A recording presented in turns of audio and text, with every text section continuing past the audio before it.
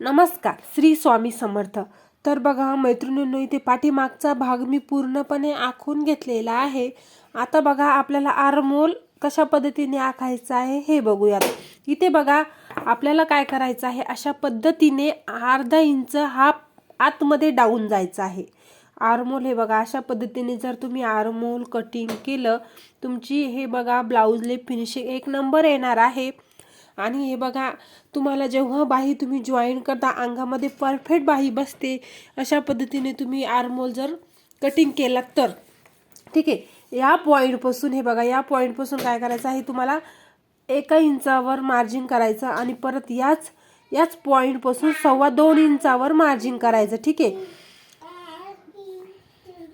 आणि त्यानंतर बघा या पहिल्या गोलाईचं अंतर बाहेरच्या रेषेला द्यायचं आहे, ठीक आहे।